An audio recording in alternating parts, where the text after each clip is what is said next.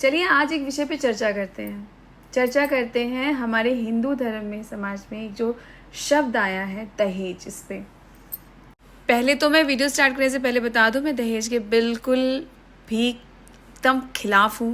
दहेज देना लेना दोनों कानूनी रूप से अपराध है और इसका मैं कहीं से भी कोई समर्थन नहीं करती हूँ। ये गलत है। पर इसके बाद में एक चीज़ बताना चाहती हूँ।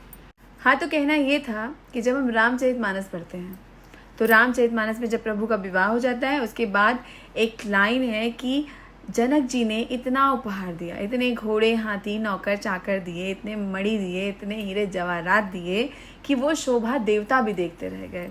और वो इतने जवाहरात थे कि आज भी अयोध्या के बाहर एक टीला है जिसको मणि पर्वत के नाम से जाना जाता है।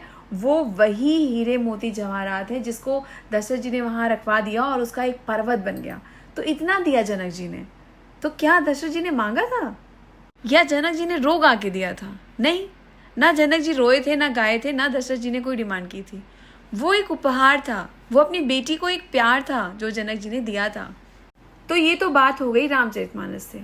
उसके बाद जमाना बदला। पहले की औरतें कमाती नहीं थी, उनका अधिकार नहीं होता था मायके में। मायके में सिर्फ तब तक है जब तक उनका विवाह नहीं हो जाता। विवाह के बाद वो अपना वहाँ हक हिस्सा कुछ नहीं कर सकती थी। बट माँ बाप तो माँ बाप हैं। अब अपनी बिटिया को कैसे वो दें, धन कैसे दें, कैसे उनकी मदद करें? तो आर्थिक रूप से स्त्रियों को मजबूत करने के लिए, अपनी बिटिया को मजबूत करने के लिए माँ ने जेवर देने शुरू किए, पिता ने कुछ नगद राशि देनी शुरू की। और वो एक उपहार था जिससे मेरी पुत्री अपने नए गृहस्थ जीवन में जो खुद चाहती है उसको सही से वहाँ निभा सके, सही से उसकी शुरुआत कर सके। और सब कुछ बहुत सही से चल रहा था। आज की डेट में मैं सोचती हूँ कि अगर नौकरी नहीं कर रही होती तो ये जो माँ के 1500 1500 है, इसको जोड़ जोड़ के बहुत सारी माँओं ने बहुत काम कर लिए, हम भी कर लेते। ठीक है, तो आज भी माँ से जिक्र करो तो बताती है ये पैसा तुम्हारे नाम ने दिया था तो इसका हमने ये काम कर लिया, वो पैसा मामा ने दिया था तो इसका हमने वो काम कर लिया। तो कहने का मतलब ये है कि ये जिसको आप आज दहेज बोल रहे हैं, एक ज़माने में ये स्त्री के हाथ की मजबूती थी। स्त्री धन था जिससे एक स्त्री अपने आप को मजबूत समझती थी। और ये जो रीति रिवाज बाकी चला था, लेन देन सब कुछ, ये इसलिए था क्योंकि स्त्रियों को ये ना महसूस हो कि उसके मायके पक्ष से एकदम छोड़ दिया है। इसीलिए मायके से चीज़ों का आना जाना ये एक प्रेम व्यवहार था, शिष्टाचार था और कुछ नहीं था। पर लोगों ने इसको इतना गलत बना लिया कि कुछ समय बीतने के बाद आधुनिक युग आया और उसमें शुरू हो गई दहेज नाम, दहेज शब्द जोड़ दिया गया इसके साथ। अब दहेज क्या था? हमारे पुत्र है, हमने इतना पढ़ाया है तो हम इतना देंगे। फिर सामने वाला भी, इसमें गलती लड़की पक्ष की भी है, सामने वाला भी कोई और आके बताता अच्छा वो 11 लाख देंगे, हम 16 लाख देंगे।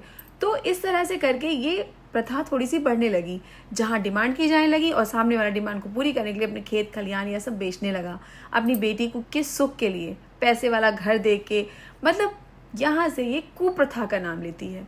और ये कुप्रथा इतनी बढ़ जाती है कि जब डिमांड नहीं पूरी होती है या इच्छाएं नहीं पूरी होती हैं तो दहेज के नाम पे लड़कियों की हत्या तक होने लगी।